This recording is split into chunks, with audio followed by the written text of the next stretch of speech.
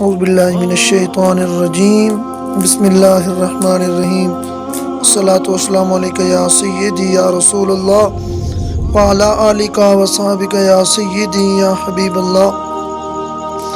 مسلم شریف کی حدیث پاک ہے، اس میں غریبوں کے لیے خوشخبری سنائی گئی۔ حضرت ابو سعید خدری رضی اللہ تعالی عنہ سے مروی ہے کہ نبی کریم صلی اللہ علیہ وسلم ارشاد فرماتے ہیں، جنت اور دوزخ کی آپس میں تکرار ہو گئی۔ دوزخ نے کہا، مجھ میں بڑے بڑے جابر اور متکبر لوگ داخل ہوں گے۔ جنت نے کہا، مجھ میں کمزور اور مسکین لوگ داخل ہوں گے۔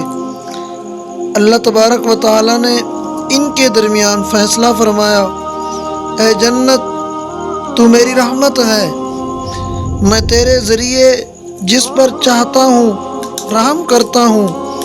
اے دوزخ تو میرا عذاب ہے، میں تیرے ذریعے جس کو چاہتا ہوں عذاب دیتا ہوں، اور تم دونوں کو بھرنا میری ذمہ داری ہے۔